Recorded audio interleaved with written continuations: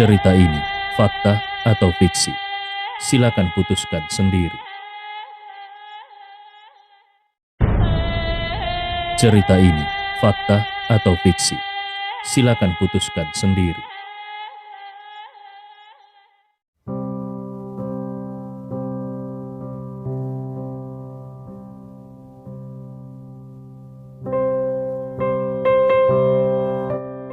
Bab 392 sampai 393. Mendengar dua kata Zheng Shao, Gustav langsung teringat pria berambut pendek yang ditemuinya di Yawang Valley. Sepertinya seseorang memanggilnya Zheng Shao pada waktu itu. Yang penting, dia sendiri mengakui bahwa dia didukung oleh Biro Seni Bela Diri Cina. Otoritas Biro Seni Bela Diri Tiongkok dapat dengan mudah menciptakan insiden seperti ini. Keluarga Xia dan keluarga Qin di provinsi Jiangnan tidak mungkin melawan. Senyum dingin melintas di sudut bibir Gustav, lalu matanya jatuh pada orang-orang yang tersisa. Para demonstran mundur beberapa langkah dengan refleks. Bukan hanya para demonstran, bahkan para wartawan yang melihat mata itu terkejut. Gustav yakin bahwa orang-orang ini datang begitu cepat karena ada seseorang yang mengendalikannya dari belakang. Akan lebih mudah untuk mendapatkan informasi dari mereka. Gustav langsung menelpon Lei Suwei. "Kau pasti sudah melihat beritanya, bukan?" Lei Suwei mengangguk. "Tuan Ye, aku kira aku tahu siapa yang melakukan ini. Aku sudah mengirim orang. Semua yang menyebabkan kerusuhan akan diisolasi untuk penyelidikan." Telepon belum ditutup. Gustav melihat beberapa kendaraan khusus muncul. Sekelompok tentara bersenjata segera turun, dipimpin oleh Ying King. Long Hun turun tangan sendiri. Sebenarnya hanya butuh orang dengan latar belakang militer biasa untuk menangani ini. Kehadiran Ying King dan prajurit Long Hun sepenuhnya menunjukkan sikap. Biro Seni Bela Diri Tiongkok dapat mengendalikan opini publik, tetapi mereka lupa bahwa Gustav adalah kepala instruktur Long Hun. Di belakangnya berdiri seluruh Long Hun, orang-orang yang protes, dan wartawan yang melihat banyak personel bersenjata mengelilingi mereka benar-benar bingung. Apakah membela hak asasi manusia menjadi ilegal saat ini? Para wartawan yang mencium keanehan segera berusaha melarikan diri, tetapi beberapa personel bersenjata langsung menahan bahu mereka. Sebuah lencana dan dokumen muncul di depan mereka. "Kalian dicurigai membocorkan rahasia negara, perlu dibawa untuk penyelidikan." Mendengar ini, para wartawan benar-benar bingung. Membocorkan rahasia negara? Mereka hanya mengambil beberapa foto di sini. Bagaimana ini bisa dianggap membocorkan rahasia negara? Sial, orang-orang ini gila. Beberapa wartawan menelan ludah dengan ngeri. Salah satu wartawan berambut pendek bertanya dengan ragu, "Siapa yang tahu? Apakah dokumenmu itu asli atau palsu?" Seseorang prajurit jiwa naga mendengus dingin. "Kau tidak punya hak untuk meragukannya. Atasan sudah memberi perintah.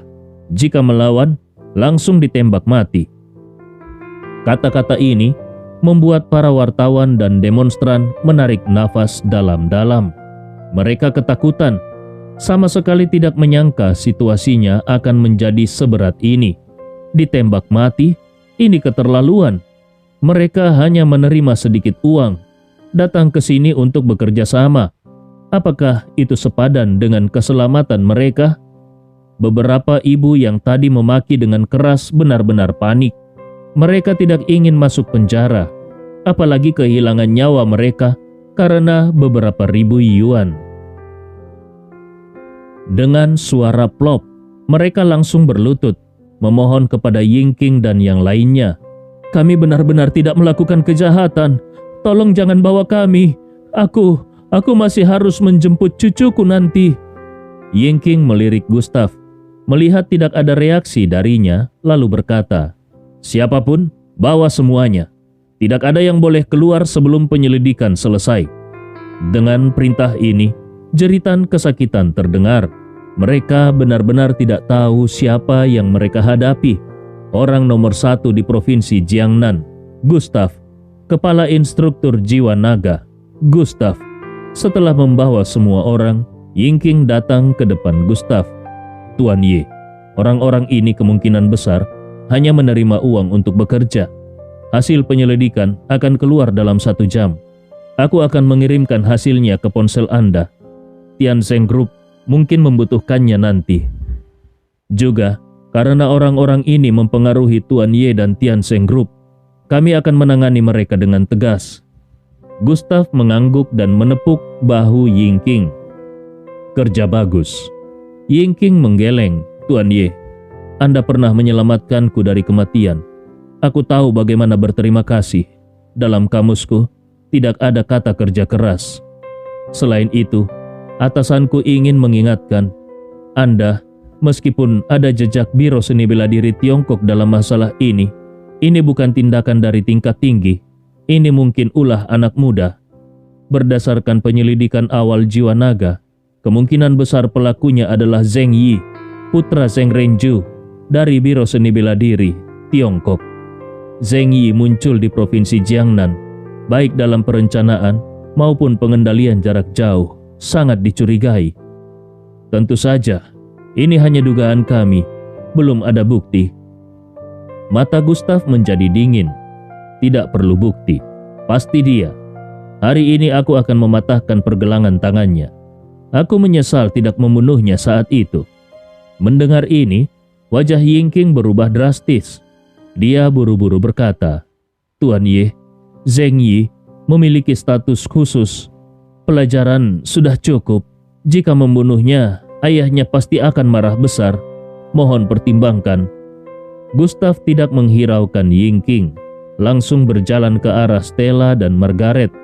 Stella sedang membersihkan putih telur di wajah dan rambut Margaret dengan tisu. Melihat Gustav datang, Margaret merasa tak berdaya dan berbalik. Gustav, jangan mendekat. Aku terlihat sangat jelek sekarang. Aku tidak ingin kau melihatku dalam keadaan berantakan seperti ini. Gustav tersenyum, mengambil tisu, dan membersihkan lendir di telinga Margaret. Sambil membersihkan dia berkata, ini salahku. Aku pemilik Tianzeng Group. Kalau terjadi masalah, seharusnya aku yang dilempari telur.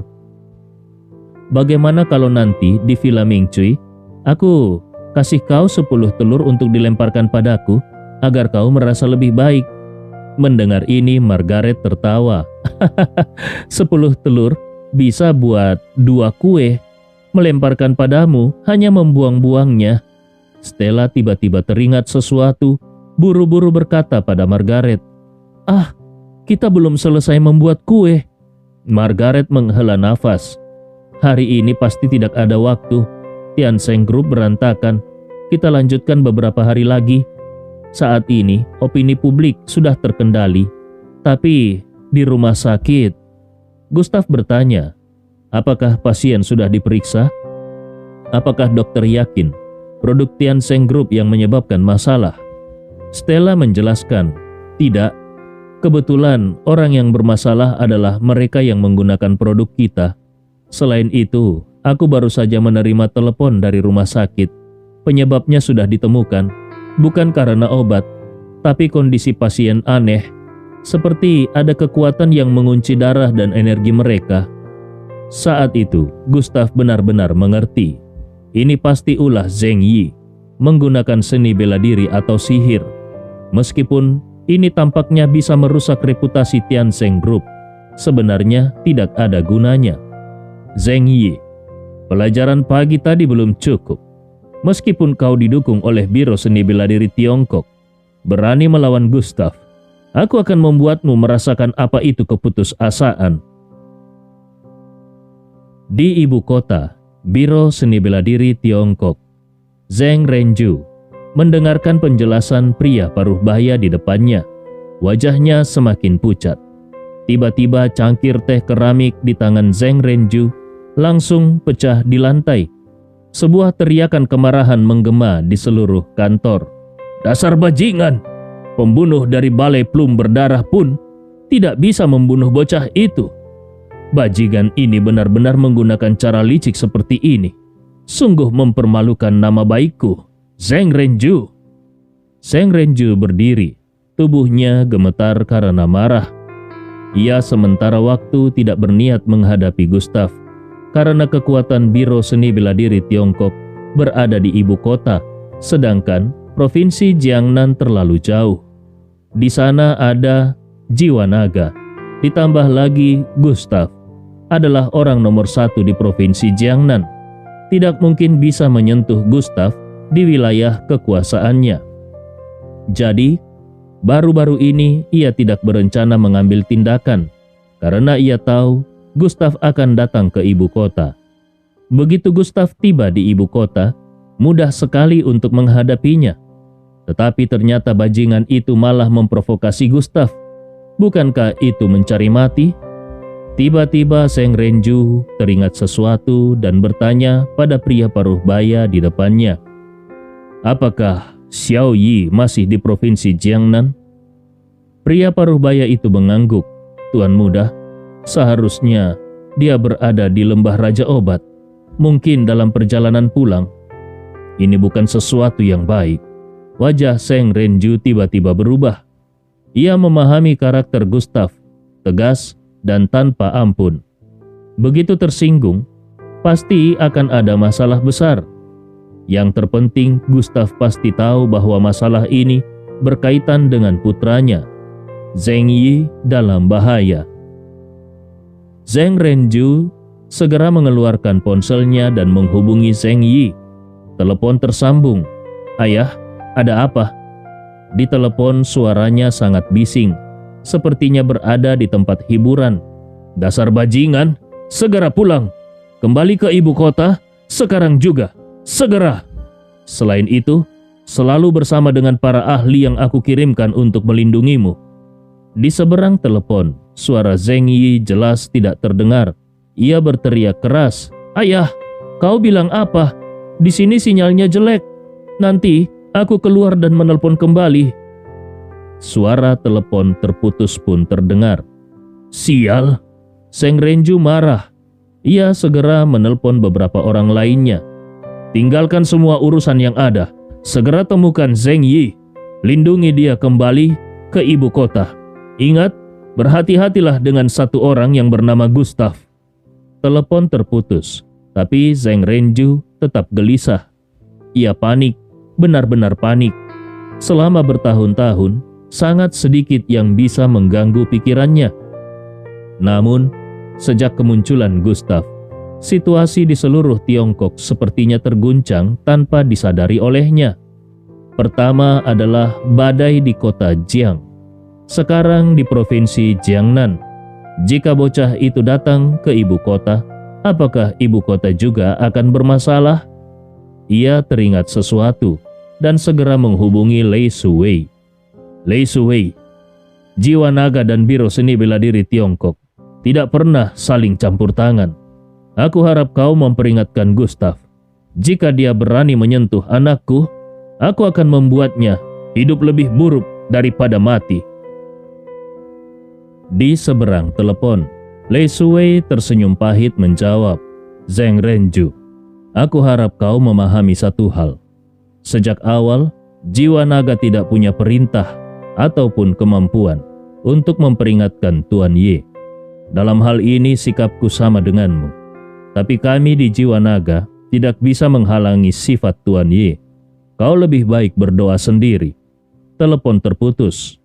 Zheng Renju langsung meninju meja. Amarahnya meluap. Di Provinsi Jiangnan, di Villa Mingcui nomor 1. Zheng Yi awalnya ingin tinggal lebih lama di Villa Mingzu, tetapi tiba-tiba dia dipaksa untuk pergi oleh 7 atau 8 orang tua dari Biro Seni Bela Diri Tiongkok. Dia mengusap rambut pendeknya, tetapi menemukan bahwa tangannya masih dibalut perban. Kemarahan kembali membara dalam hatinya. Meskipun tangannya bisa diselamatkan, penghinaan di pagi hari membuatnya sangat marah. Dia adalah putra Zheng Rengdu. Di ibu kota, di dunia seni bela diri, siapa yang berani tidak menghormatinya? Namun Gustav itu benar-benar mencari mati. Tuan Muda Zheng, silakan naik ke mobil. Beberapa orang sudah tiba di depan sebuah Hummer. Seorang ahli dari Biro Seni Bela Diri Tiongkok dengan sopan membukakan pintu untuknya. Zheng Yi melirik jalan di provinsi Jiangnan dengan penuh kebencian. Gustav, dasar bajingan, jika kau berani menginjakkan kaki di ibu kota, aku tidak hanya akan membunuhmu, tetapi juga akan menyiksa wanitamu di depan matamu. Dia mengepalkan tangan yang satu lagi dan berteriak marah. Kemudian dia menjejakkan satu kaki ke dalam mobil. Baru saja ingin duduk, suara dingin terdengar di belakangnya. Kau mungkin tidak akan mendapatkan kesempatan itu. Mendengar suara mendadak ini, tubuh Zheng Yi tiba-tiba membeku. Dia sangat mengenali suara ini. Dia segera berbalik dan melihat seorang pria dingin berjalan keluar dari kegelapan. Tatapan pria itu begitu tajam, seperti pisau. Senyum di bibirnya begitu dingin, seperti tepi pisau. Tanpa disadari, semua orang bisa merasakan hawa dingin dan acuh tak acuh di matanya. Gustav. Beberapa orang dari Biro Seni Bela Diri Tiongkok juga tiba-tiba berubah wajah. Hal yang mereka takuti akhirnya terjadi. Salah satu orang tua, dengan aura menakutkan, langsung mendorong Zheng Yi ke dalam mobil. Pintu mobil tertutup. Segera pergi, cepat, kami akan mengurus bocah ini. Suara itu terdengar. Mobil itu langsung mengeluarkan suara gemuruh yang besar dan baru saja ingin pergi. Gustav menembakkan 4 cahaya dingin dari tangannya. Cahaya dingin melesat, langsung menusuk ban Hummer. 4 suara ledakan terdengar. Hummer yang melaju dengan cepat kehilangan keseimbangannya dan terbalik.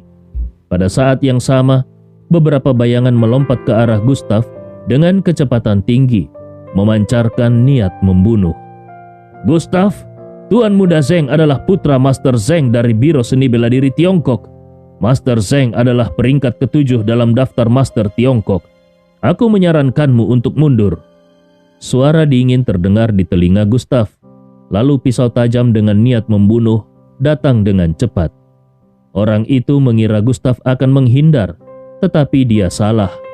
Gustav tidak punya niat untuk menghindar, malah mengangkat tangan kanannya dengan gaya cakar elang, merobek udara dan memegang pisau tajam itu dengan keras.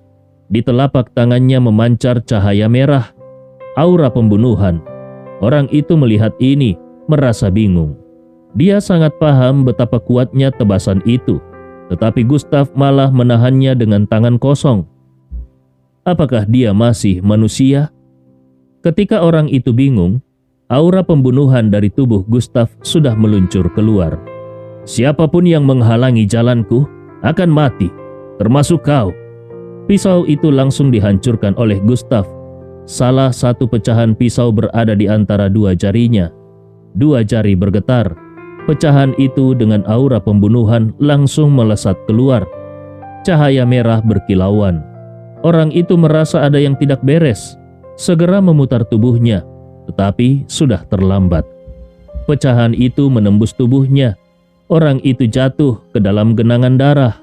Melihat ini, beberapa orang lainnya langsung mengerutkan mata. Tidak lagi ragu. Hentikan orang ini, atau Tuan Muda Zheng dalam bahaya. Seorang ahli dari Biro Seni Bela Diri Tiongkok dengan aura penuh melayangkan tinju brutal ke arah Gustav. Saat tinju itu hampir menghantam Gustav, Gustav bergerak. Dia juga melayangkan tinju. Tinju itu tanpa teknik khusus, tetapi tinju ini memancarkan aura pembunuhan yang mengerikan. Bahkan, ahli Biro Seni Bela Diri Tiongkok itu seperti mendengar suara naga. Bagaimana mungkin? Tinju mereka bertabrakan, terdengar suara ledakan yang kuat. Orang tua itu terbang mundur dengan jauh. Dia terluka parah, organ dalamnya hampir hancur semua. Gustav tidak terbendung. Cerita ini fakta atau fiksi?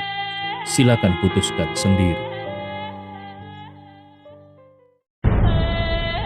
Cerita ini fakta atau fiksi? Silakan putuskan sendiri.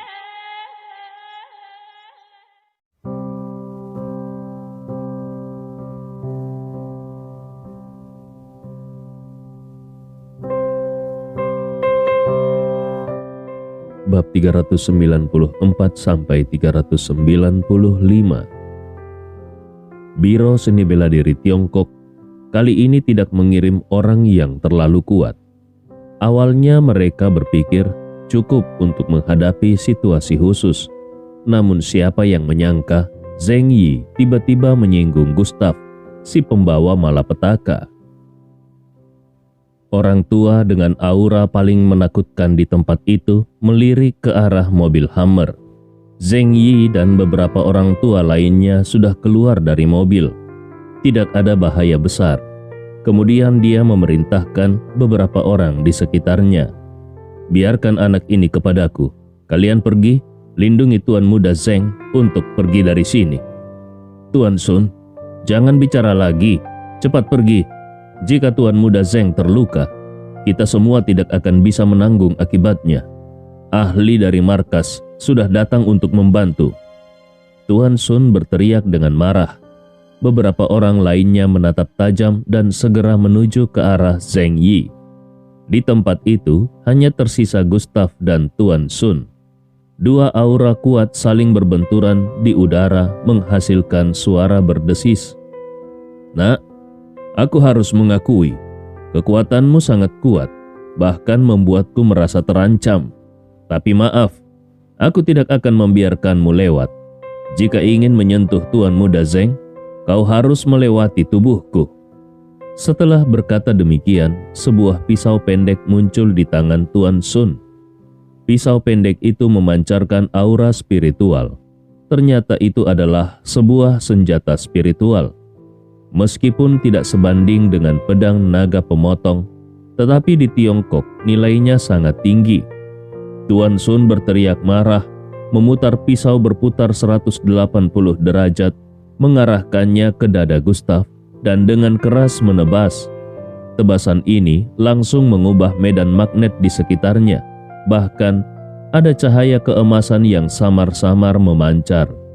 Cahaya pedang emas seolah-olah merobek udara. Suara angin menderu tak henti-hentinya. Gustav tidak ragu. Pedang naga pemotong muncul.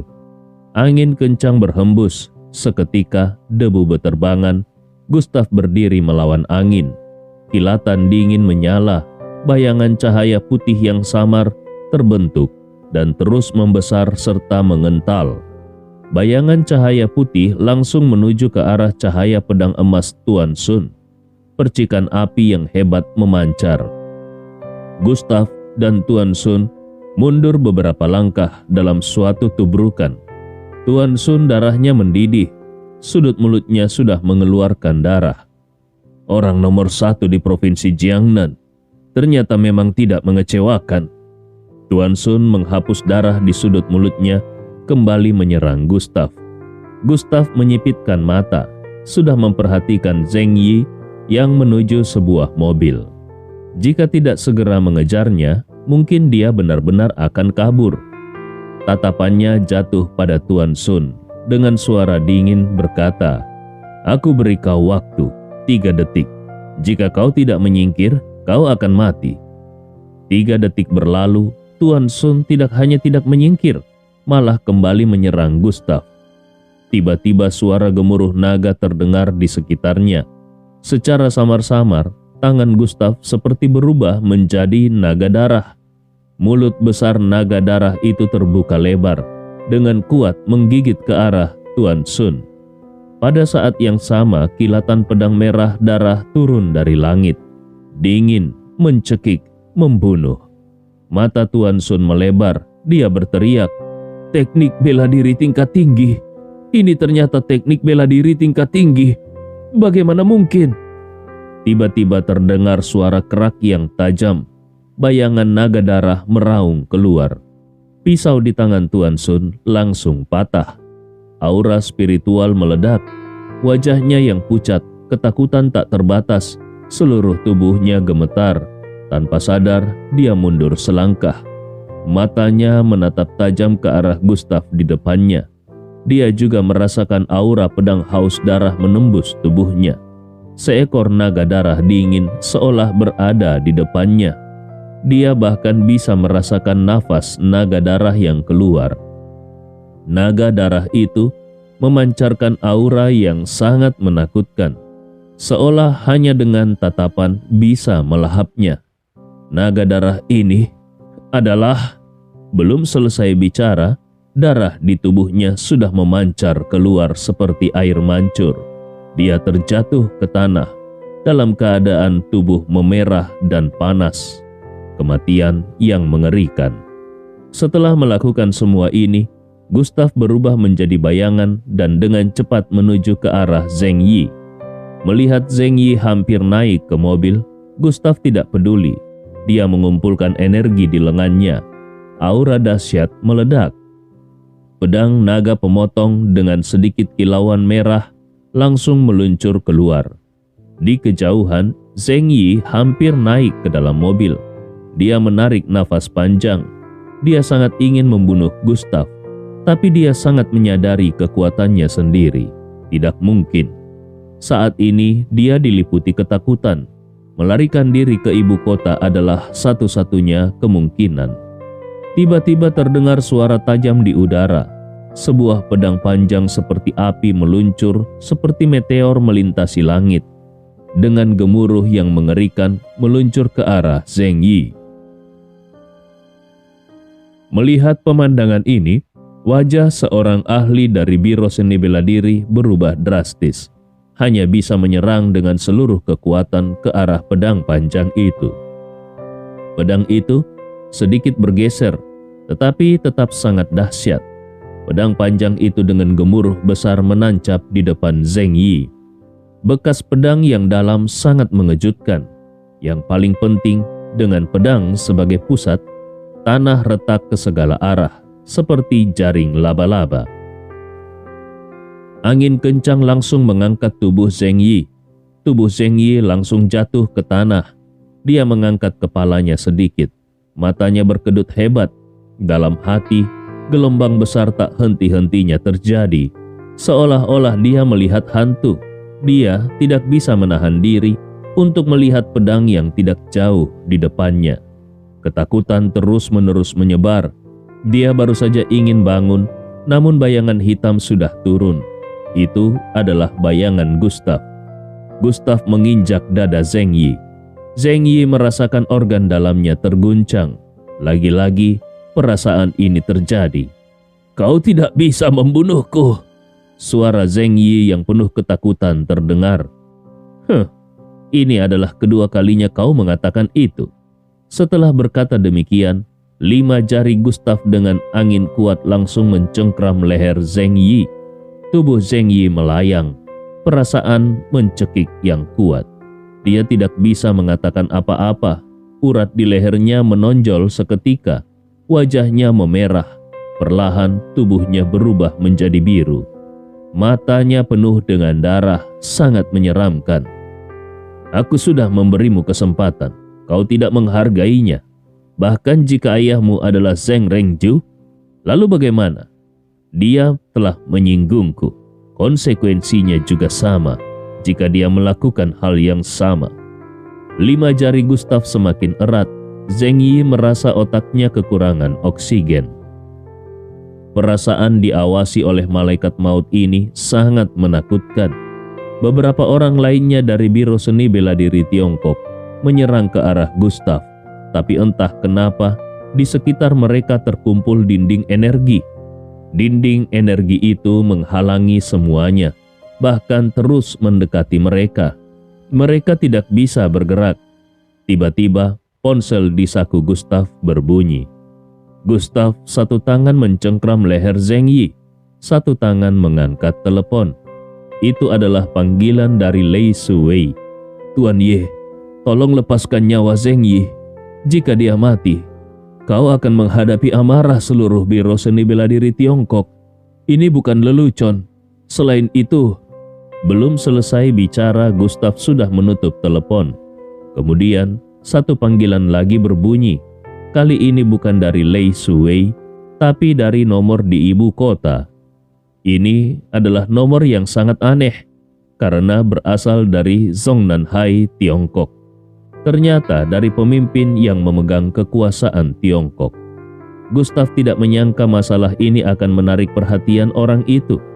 Setelah ragu beberapa detik, dia kemudian menekan tombol jawab. "Gustav, dengarkan aku. Lepaskan Zheng Yi." Suara tua terdengar, sedikit tak berdaya, tapi lebih banyak mengandung nasihat. Gustav tertawa dingin, tidak berkata apa-apa. Dia melirik Zheng Yi. Saat ini, Zheng Yi sudah sangat dekat dengan gerbang neraka. Dari telepon itu terdengar suara desahan. Dia tahu Gustav tidak akan mendengarkannya, namun dia tetap berkata, "Lepaskan Zheng Yi, aku akan membantumu. Siapa yang benar-benar menghancurkan keluargamu di Villa Yunhu tahun itu? Aku akan memberitahumu bagaimana." Pada saat itu, pemegang kekuasaan di Tiongkok tidak memiliki pilihan lain. Gustav adalah seseorang yang sangat diharapkan olehnya. Dia bahkan telah mempertaruhkan segalanya pada pemuda ini. Dia lebih memahaminya, memahami daripada siapapun tentang situasi di Tiongkok, serta memahami Zheng Renju dari Biro Seni Bela Diri Tiongkok. Zheng Renju masih memiliki batasan, tetapi jika Zheng Yi mati, batasan tersebut akan benar-benar hilang. Pada saat itu, dia akan berubah menjadi singa yang mengamuk, yang bisa menjadi bencana bagi Tiongkok. Dalam beberapa tahun terakhir, situasi di Tiongkok berubah dengan cepat, dan dunia seni bela diri sudah menunjukkan tanda-tanda kekacauan. Jika Gustav membunuh Zheng Yi kali ini, Biro Seni Bela Diri Tiongkok akan benar-benar berperang dengan Gustav. Pertarungan ini, tidak peduli bagaimana hasilnya, akan menjadi kerugian besar bagi Tiongkok. Oleh karena itu, dia akan melakukan segala cara untuk menghentikan Gustav. Pada saat itu, mata Gustav berkedip dengan ketegasan. Zheng Yi memang pantas mati, tetapi dibandingkan dengan Tuan Long dari Beijing yang menghancurkan keluarganya di Villa Yunhu, Zheng Yi tidak ada apa-apanya. Sampah seperti itu bisa dia bunuh kapan saja. Dia keluar dari Kunlun Void selama ini hanya untuk balas dendam. Tetapi meskipun dia telah berusaha sekuat tenaga, dia belum bisa mendapatkan informasi tentang Tuan Long itu. Saat ini, tawaran dari orang tua di telepon adalah satu-satunya peluang. Gustav berpikir selama beberapa detik, lalu membuat keputusan. Dia mengumpulkan energi di tangannya dan langsung melemparkan Zheng Yi yang berada di ambang kematian ke tanah. Tubuh Zheng Yi terjatuh dengan bunyi keras dan benturan kuat membuatnya sangat kesakitan. Beberapa tulang di tubuhnya hancur total. Dia terengah-engah. Seumur hidupnya dia belum pernah merasa sangat menginginkan untuk bernafas. Dari sudut matanya, dia melihat pemuda dingin di depannya. Rasa takut meliputi seluruh tubuhnya, membuatnya menjadi gila seketika. Jika bukan karena dua panggilan telepon itu, dia pasti sudah mati. Namun pada saat ini, dia merasakan bahwa semua kekuatan dalam tubuhnya telah hilang. Dia benar-benar menjadi orang yang cacat. Anggota tubuhnya tidak memiliki kekuatan lagi. Rasa ini lebih menyakitkan daripada kematian. Saat dia merasa panik, dalam keheningan yang mencekam, Gustav berbicara dengan suara yang tidak keras, tetapi penuh dengan ketidakberatan. "Berlutut." Mendengar kata-kata ini, mata Zheng Yi terbuka lebar. Dia bahkan tidak berlutut kepada ayahnya, tetapi sekarang harus berlutut kepada pemuda yang dibencinya ini. Meskipun dia menolak, dalam hatinya dia sudah gemetar ketakutan. Lututnya tertekuk dan dia mengatur posisi berlutut. Terdengar suara gedebuk yang keras. Dia langsung berlutut di depan Gustav. Dia tidak punya pilihan. Panggilan telepon tadi hanya menyelamatkannya sementara saja. Iblis di depannya ini bisa berubah pikiran kapan saja. Pada saat itu, aura Gustav memenuhi seluruh tempat. Dia ingin Zheng Yi merasakan ketakutan yang mendalam. Cara ini mungkin membuatnya hidup, tetapi juga membuatnya merasa lebih buruk daripada mati. Seumur hidup, terperangkap dalam bayang-bayang dan mimpi buruk, itulah harga yang harus dibayar karena menyinggung seorang Gustav. Energi pembunuhan dari Gustav terus mengalir ke tubuh Zheng Yi, dan suara gemuruh naga terdengar lagi. Zheng Yi merasakan bayangan naga darah muncul di hadapannya. Sangat samar, hanya dia yang bisa melihatnya. Mata Gustav sangat dingin, membuat orang merasa ketakutan. Apa ini? Apa ini? Sebelum dia bisa menyelesaikan kalimatnya, dia sudah melihat naga darah itu memanjat ke tubuhnya. Sangat mengerikan. Dia bahkan merasa seperti sedang berada di dalam lava yang panas, rasa sakit yang tak tertahankan. Bagian bawah tubuhnya benar-benar basah. Dia kencing ketakutan. Orang tua di Zongnanhai juga melihat adegan ini dari video. Dia menghela nafas dan berkata, Gustav, sudah cukup. Jika ini terus berlanjut, sesuatu yang buruk mungkin akan terjadi. Gustav mendengus dingin, melihat Zheng Yi yang telah menjadi gila. Dia berkata di telepon, baiklah, sekarang kau bisa memberitahuku identitas orang itu. Aku tidak akan membunuhnya. Gustav, ini tidak ada bedanya dengan membunuhnya. Jika Zheng Renju melihat ini, dia tidak akan merasa berterima kasih padamu. Suara orang tua itu terdengar. Gustav menyeringai dengan sinis. Aku juga tidak butuh terima kasih dari Zheng Renju. Katakan saja, aku hanya peduli dengan jawaban itu. Ada jeda di telepon. Entah berapa lama. Akhirnya orang di telepon itu bersuara. Dalam dunia seni bela diri Tiongkok, Lin Juelong, dia sekarang adalah kepala keluarga Lin. Itulah jawaban yang kujanjikan padamu. Aku tahu kau ingin balas dendam, tetapi keluarga Lin adalah keluarga tingkat atas, penguasa di dunia seni bela diri Tiongkok, dan lebih lagi, dia adalah penguasa keluarga Lin. Dengan kekuatanmu saat ini, itu tidak mungkin. Kau belum mencapai tingkat itu sekarang. Ketika kau punya kesempatan untuk mencapai tingkat itu, kau akan mengerti.